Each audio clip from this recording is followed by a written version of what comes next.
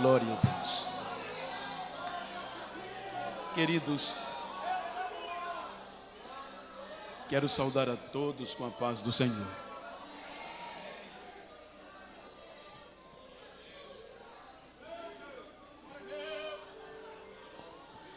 Eu quero agradecer ao meu pastor pela oportunidade, a honra de diante dele e de tantos demais homens que poderiam ter esta oportunidade. Quero agradecer à coordenação de missões, a todos os que estão envolvidos no projeto Vida Rio Largo para o Senhor Jesus. Queridos, é um congresso de missões e obviamente que me cabe nesta noite motivá-los com uma mensagem estimulativa sobre missões. E para isso eu quero ler um texto muito conhecido, simples, mas eu gosto de pregar o que está no meu coração. O Evangelho segundo escreveu São Lucas, capítulo 16.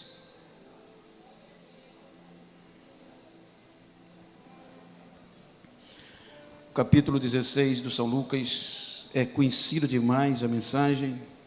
São dois versículos, o versículo 27 e o 28. O texto diz: diante disso, suplicou: Pai, então eu te imploro que mandes Lázaro à casa de meu pai, pois tenho 5 irmãos. Permite que ele os avise, a fim de que eles também não venham para este terrível lugar de sofrimento. Queridos, aqui há um texto que retrata de uma forma contundente, de um contexto tão simples, a veracidade e o contexto missionário aonde ele estará apoiado. Quando nós analisamos o contexto, vejam que Jesus usa os dois extremos de um ser humano. Pois ele está tratando de um assunto que leva ao ápice do luxo e o ápice da miséria. E se nós analisarmos o contexto como um todo, vejam que desde o capítulo 15, Jesus começa a falar sobre relacionamentos entre seres humanos. Jesus está falando do cuidado, da busca de sentimentos. Pois os irmãos observam que desde o capítulo 15, ele vem falando acerca da dracma perdida, ele vai falar do filho pródigo, ele vai falar da ovelha perdida, tudo voltado para um único objetivo: o relacionamento, o cuidado, a busca daquilo que se foi, daquilo que se perdeu. Então, quando Cristo ele é insultado por alguns fariseus que zomba dos seus ensinos, da sua postura, tendo em vista que a sua mensagem, por mais linda, poderosa que fosse, na maioria das vezes alcançava os perdidos. Raramente os ricos, mesmo quando impactados, existiam, com raras exceções. Então os irmãos observam que no texto, então Jesus vai trazer uma narrativa acerca de algo que é comum acontecer desde os seus dias, independente da época do ser humano. Em primeiro lugar, ele vai usar o homem rico. Veja que o problema aqui, eu quero salientar, não é a riqueza que ele tinha. Mas Jesus vai explicar o relacionamento, o cuidado missionário. Então ele diz que havia um homem rico. E este homem rico gozava dos seus privilégios. Os irmãos observam que o texto vai falar de púrpura. O texto vai falar de algo nobre, porque a púrpura está relacionado à nobreza, à realeza. Era um homem que não era qualquer um. Por baixo das vestes tinha linhos, púrpura por cima, linho por baixo.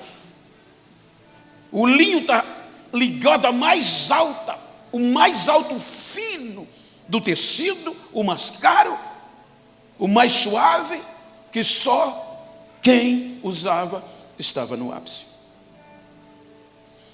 Só para os irmãos ter uma pálida ideia, o contexto do ser humano.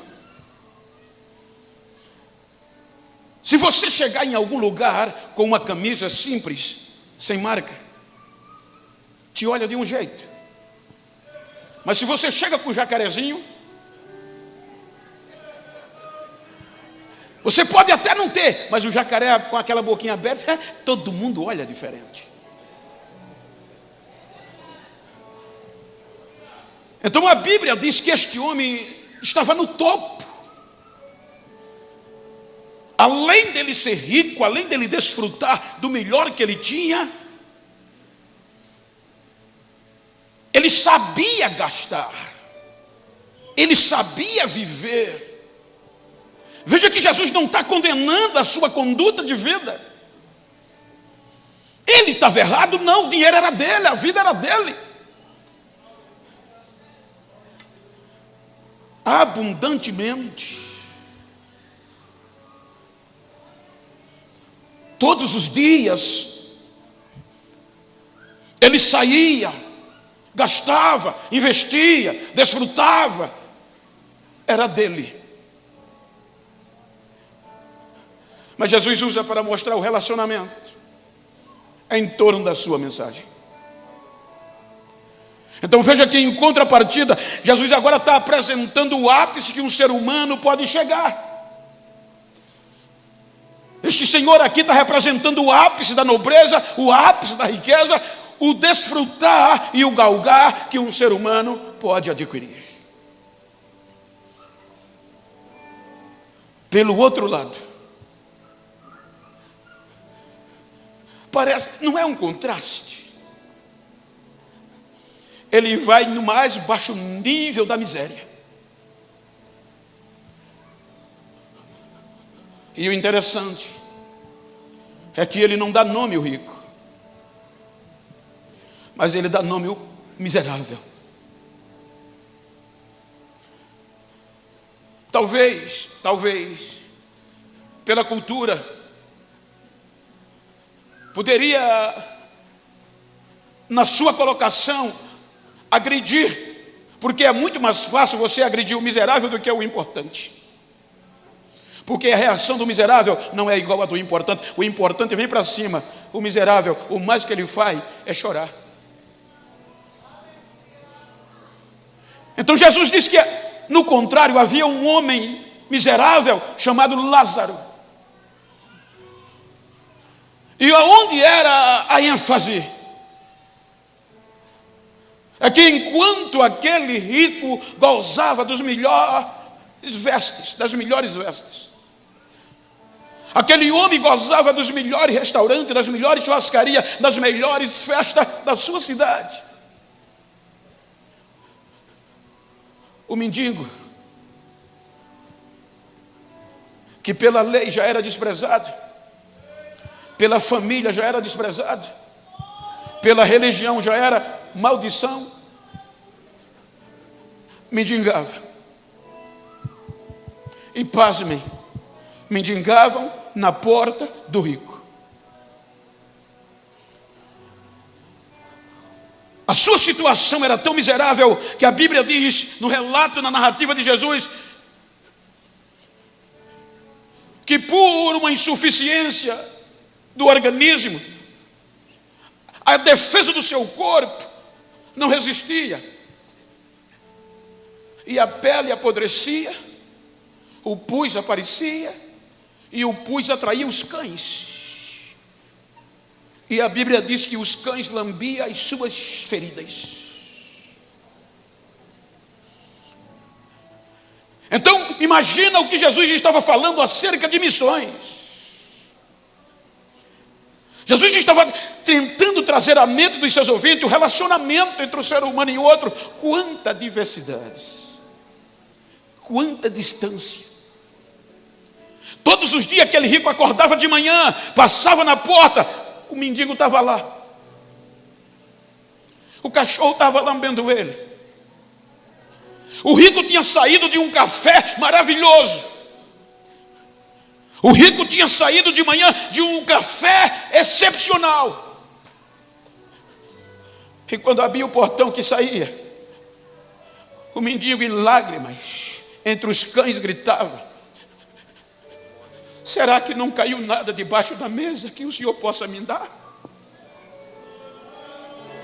Será que não sobrou nada daquilo que o Senhor não gosta? Ou até ninguém quer mais? Ou seja, será que não sobrou nada para mim? E ele não lhe dava atenção. Se você observar, isso era tão corriqueiro, que a Bíblia mostra que o rico, por mais arrogante que fosse, ou insensível ao sentimento humano, ele sabia o nome do mendigo, porque o mendigo era constante lá. O que Jesus estava querendo dizer? O amor. Não se faz menção sem esse sentimento, gente. Só se faz missão com amor. Se você analisar o que o texto de Pedro quer dizer, veja que quando a gente lê o versículo 9 do capítulo 2, uma geração eleita para cima, para pregar as virtudes. Mas o segredo está no versículo 22. Porque, como os gentios que Pedro escreve, estava sofrendo perseguição do império, e era uma perseguição implacável, porque os de fora, os gentios, que ainda não eram convertidos, não conseguiam entender a fé dos convertidos, e questionava: em que consiste a esperança e a fé de vocês? Além disso, os impostos romanos estavam insuportáveis. Então Pedro vai usar o contexto desta nova criatura baseada no amor. Veja que no versículo 22 ele vai dizer, falar de uma mente perfeita, de uma vida perfeita. Ou seja, vocês não conheciam a perfeição, vocês eram imperfeitos, mas vocês foram chamados para viver uma vida perfeita em amor fraternal. Aí ele diz: amai-vos uns aos outros de todo o coração.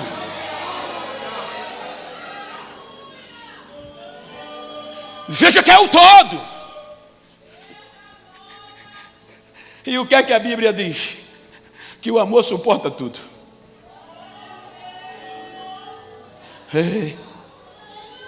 Olha para quem está ao teu lado e diga: eu vou ter que te aguentar mais.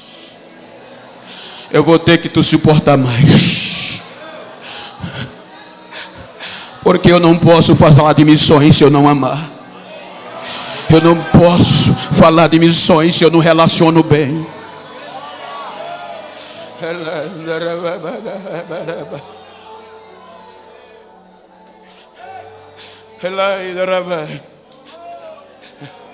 Ele tinha tudo para investir em missões.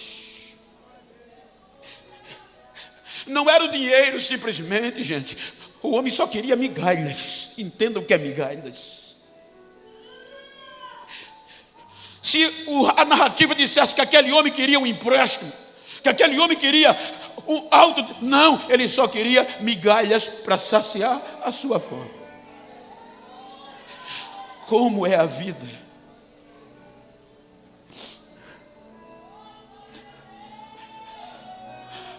Então a Bíblia diz que ele vivia regaladamente bem.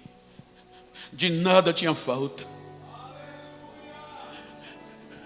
Eu estava almoçando com um amigo de uma alta... Ele é um grande empresário. E ele fez uma viagem para a África. Então, na hora do almoço, eu estava pregando na sua cidade, e ele sentou na minha frente, e ele começou a dizer da experiência que teve. Porque quando a gente fala na África, a gente sempre vê miséria. Só para abrir um parênteses, eu estava pregando num congresso de missões, e um africano pregou antes de mim, eu vinha depois dele. E eu costumo dizer, pastor, que eu devo ter origem na Angola. Porque pensa num povo que gosta de mim, é um angolano. Quando me vê, me beija, pula, corre, abraça. Então, eu ouvi algo dele que marcou a minha história. Ele disse: o mundo, quando olha para a África, só vê miséria. E não entende, porque a gente só vive sorrindo.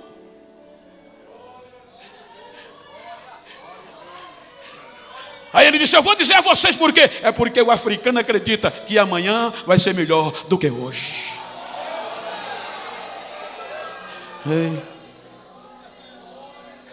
Então aquele empresário, quando visitou a África, que desembarcou na cidade, que me falta a memória, mas uma cidade muito conhecida da África, o irmão chegou com um carro simples e o recebeu, ele e mais 3 missionários. E o irmão ficou responsável, esse irmão, de conduzi-los da casa que eles estavam para a igreja. E um dia se foi. O carro dele, na época, era o top do Brasil. Para a nossa linhagem. Era um da linha top. E aquele carrinho da África era um carrinho simples. E ele estava na África, se conformou. Ele disse: Bento, no segundo dia, eu comecei a questioná-lo. E o irmão sempre, com um carro sempre. No terceiro dia, Bento, eu descobri que ele é um grande empresário africano. Tem iates, tem navios, é um dos homens mais ricos da África. E quando eu descobri isso, eu não aguentei. No outro dia eu perguntei a ele: irmão, eu soube que o senhor é um dos grandes empresários, eu também sou empresário no Brasil, e abri o diálogo, e o africano disse: sou, eu tenho umas coisinhas aí. Ele disse: mas como o senhor é um homem tão rico e anda num carro desse? Ele disse que quase desmaiou. O homem disse: o dinheiro que eu tenho para comprar um carro novo, eu invisto em missões. Eu invisto naquele que não tem nada. Eu faço a minha parte. Isso é amor, não é o dinheiro, é o amor, é o cuidado, é o relacionamento.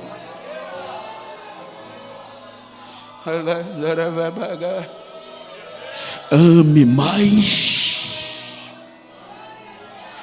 Amemos mais uns aos outros. Eu volto a dizer, essa é a maior mensagem. É a maior mensagem, porque nós fomos tirados das trevas para a luz, e é na luz que o amor tem que prevalecer. A Bíblia diz que na sequência,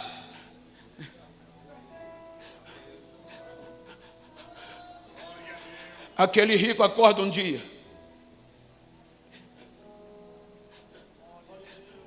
e o mendigo não está mais.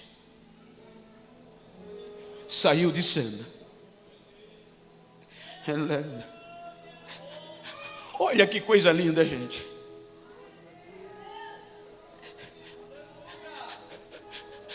precisava ir muito longe, o mendigo estava na porta. Não precisava ir para a África, não precisava ir para a Europa, não precisava ir para a América. Ele estava na porta. Ele estava no beco, na esquina. Ele estava na rua que tu mora. Ele estava pertinho da tua casa. Ele estava lá.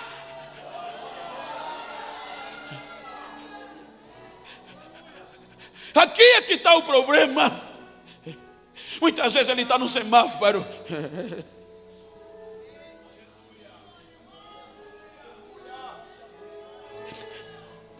Muitas vezes ele está debaixo de um pé de pau, daquela avenida Fernando Lima, do Gaucho Monteiro, da Getúlio Vargas. Muitas vezes ele está lá e a gente passa e não olha.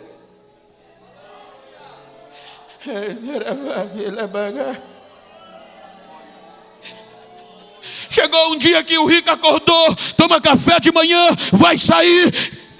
O lugar não tem mais cão, não tem mais mendigo. A morte o levou. Saiu de cena. Ele sai ao meio-dia, sai à noite e não tem mais mendigo.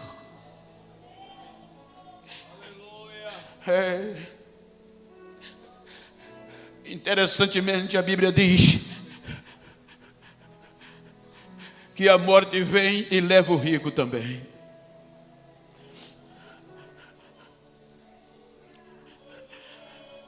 Aí daqui para frente, como diz o Isaías, o coco é seco.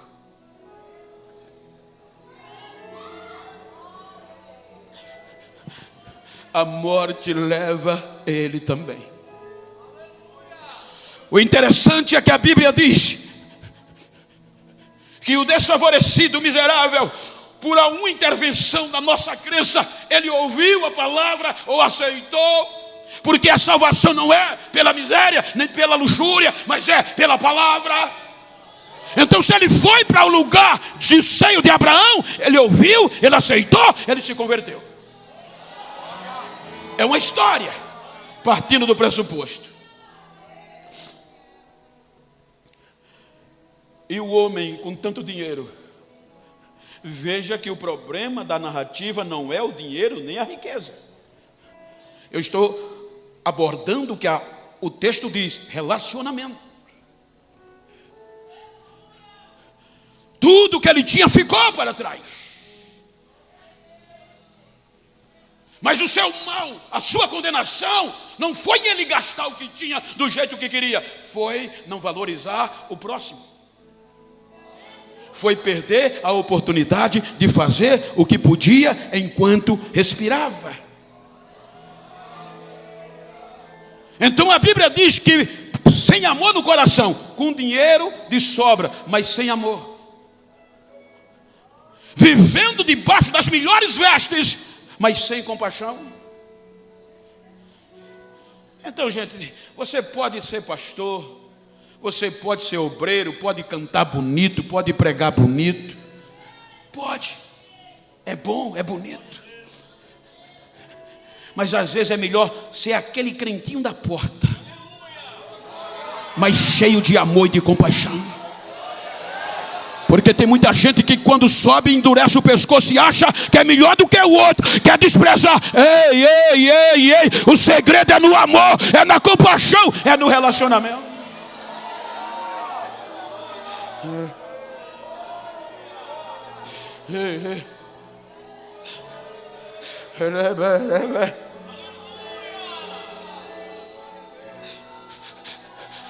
Uma das coisas que as pessoas mais me perguntam, e quando eu digo pessoas, estou relacionando grandes e pequenos,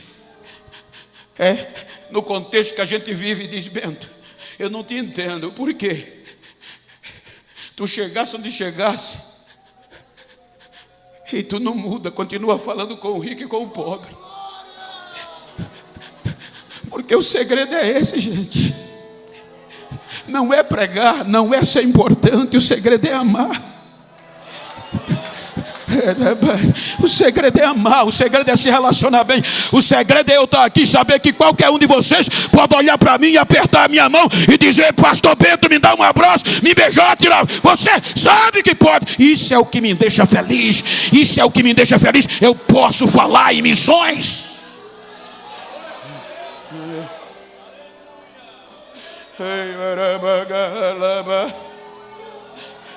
Ele vai e não vai para um lugar bom. A Bíblia diz que ele vai para um lugar de tormento, inferno, propriamente dito.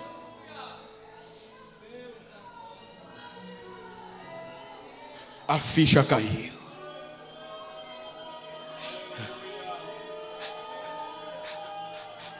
Isso é uma das maiores mensagens quando se fala de missões, como eu acho para mim. Porque ela me ensina e me desperta do amanhã. Veja que quando ele está no lugar do tormento, sem festa, sem púrpura, sem linho, a Bíblia diz que ele olha para cima, em outras versões, para distante. E quando ele olha para distante ou para cima, ele veja que ele sabia que podia ter feito alguma coisa, porque ele conhecia o rapaz. E para piorar, ele era crente. Ele conhecia a lei. Ele era judeu. Porque ele grita, pai, Abraão. E não um judeu, se não fosse judeu, não diria isso. Se não conhecesse a lei, não diria isso. Pai, Abraão. Manda que Lázaro. Uma gota d'água, gente. Pelo menos molha a ponta do dedo na água. Ou seja, molhou, botou o dedo, tirou, uma gota vai cair. Uma gota só já é suficiente na minha língua.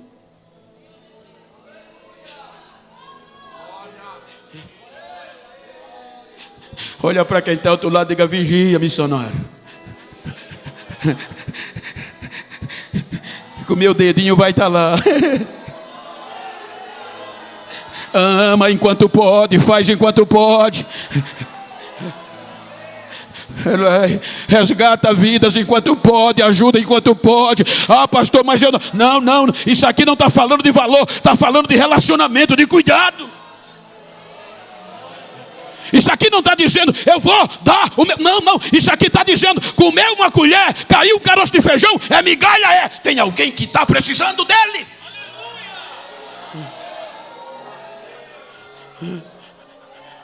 Olha que coisa linda o texto mostra. Não sei se foi o meu pastor que eu vi falando isso.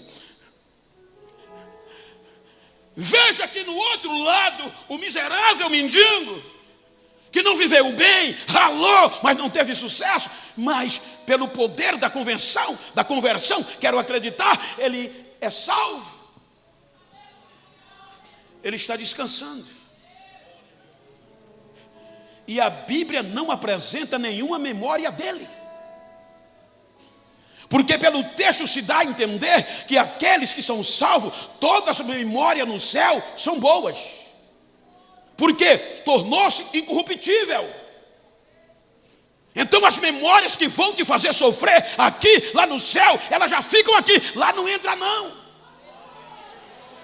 Só vão as memórias boas. Partindo do pressuposto do texto. Mas no outro lado, as memórias vêm de forma de tortura. Tudo de rir vem para a memória dele. Pede que Lázaro molhe a ponta do dedo, pelo menos uma gota d'água pingue na minha língua, que eu não estou aguentando mais. Foi tarde demais. Oh, meu filho, como eu queria te ajudar. Mas não pode. Porque os que estão aqui, mesmo querendo, não podem ir até aí. E os que estão aí não podem vir para cá, porque há um grande abismo. Aí ele vai suplicar. Veja que a Bíblia diz, ele suplica. Ele não só pede, ele suplica, ele implora.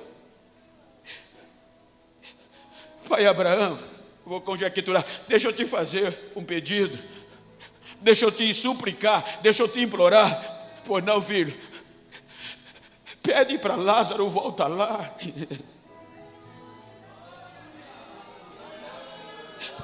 Pede para Lázaro ir lá e pregar para os meus irmãos. Veja que a memória vai. A memória está, ele lembra de tudo lá no céu, ele lembra de tudo no tormento, ele lembra que tem pai, ele lembra que tem irmão, ele lembra do que ele fez. Tudo que torturava ele estava na memória, mas Lázaro não, só dormia. Manda que ele vá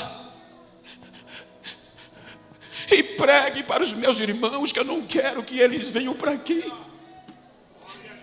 Esse lugar não presta, é de tormento, é de terrível. Eu tenho pai, eu tenho irmã, eu tenho família. Manda que Lázaro vá pregar. Era tarde demais. Diga, pregue comigo, diga para quem está ao seu lado, faz enquanto pode, antes que seja tarde demais.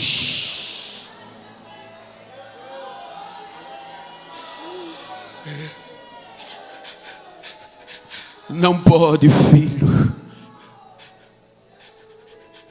Eles têm a lei, tem Moisés, é a lei. Eles não ouvem. Muito menos se for alguém daqui para lá, eles não vão ouvir. Então eu talvez nesta noite esteja pregando para alguém importante aqui, ou não importante, não importa.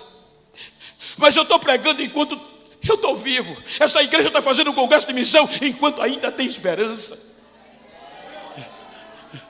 Talvez você chegou aqui nesta noite, está desviado, está afastado. Talvez você é um apreciador do evangelho, mas ainda não decidiu. Ei, abra os olhos, abra os ouvidos. Aqui tem um povo que te ama, está pregando amor, está pregando amor, está pregando amor. Aqui tem uma geração que não é essas coisas não, porque foi tirada das trevas para a luz, mas foi tirada para anunciar essas grandezas do que ele fez, do que ele faz e vai fazer.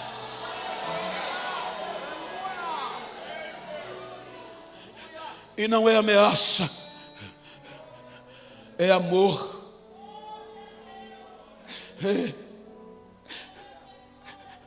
Foi tarde demais. Ele quis fazer missão quando não tinha mais jeito. Ele agora queria doar tudo o que tinha.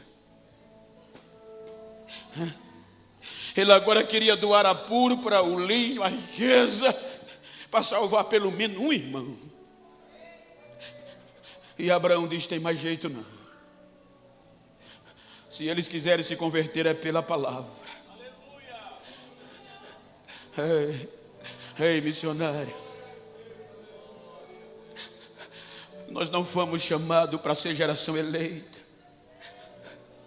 para ser famosos, para ser melhor que a outra.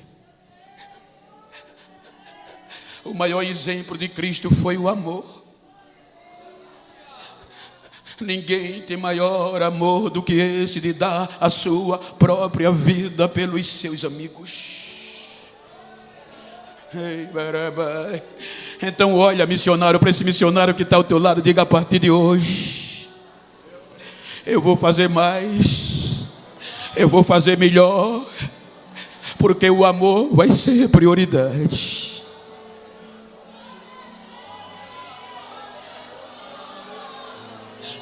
Não descarte ninguém, não descarte ninguém. Então Pedro estava fechando a mensagem da primeira carta, dizendo: vocês querem dar resposta àqueles que questionam vocês, só tem um meio, sem palavras vocês vão responder a eles. Mas como? Amando um ao outro e amando ao seu próximo. A melhor resposta, Neemias, é o amor. A melhor resposta para quem ataca a igreja, para quem ataca o missionário, a resposta não é verbal, a resposta é o amor. Era o que Pedro estava dizendo: viva uma vida perfeita, regalada, mas com base no amor, um amor perfeito, um amor de um para o outro, de todo o coração, porque vocês foram gerados como uma nova geração, tirado das trevas para a luz, para anunciar a mensagem de amor. Então, nesta noite, eu quero perguntar onde tem uma alma para Jesus.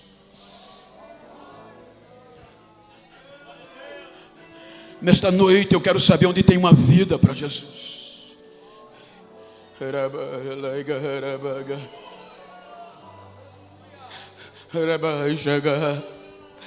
Talvez você afastou. Talvez você veio só para ouvir, mas a narrativa bíblica é correta. Saíram de cena.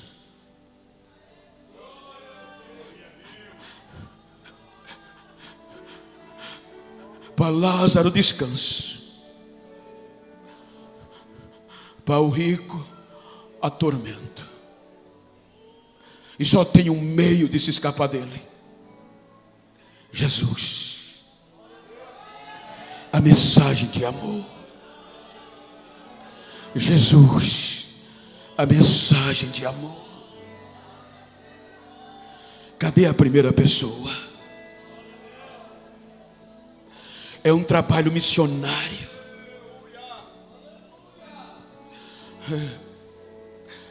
E como missão, me cabe fortalecer esses missionários a amar mais e a pregar para você que chegou aqui em dúvida, que ainda dá tempo. Levanta e vem. Eu não sou de insistir,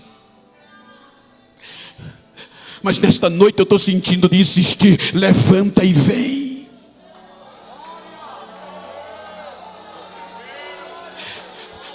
Deus não desiste de você. Força, venha. Não deixa passar o tempo nem a hora. Ainda dá tempo, ainda dá tempo. Pensa e decide.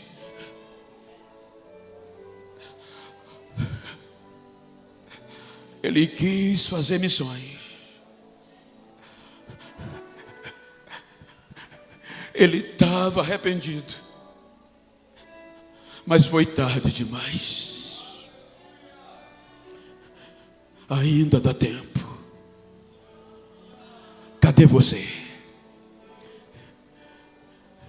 Eu quero devolver o microfone para quem de direito, mas ainda dá tempo. Venha. Venha. Ainda dá tempo. Ainda dá tempo. Venha, filha, venha, filho. Ainda dá tempo, Coseta.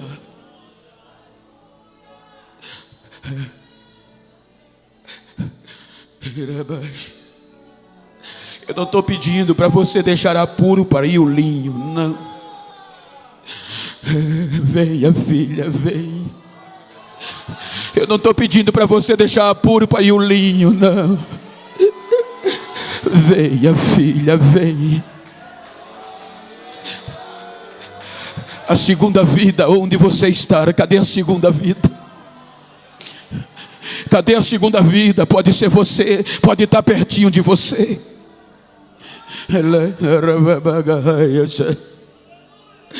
Cadê a segunda vida? Cadê você? Venha. O poder do Evangelho, a mensagem que esses missionários que nós pregamos é a mensagem de vida que liberta. Ela que te tira das trevas, põe na luz, ela que te tira da escravidão e te dá liberdade. Aquele homem perdeu porque quis.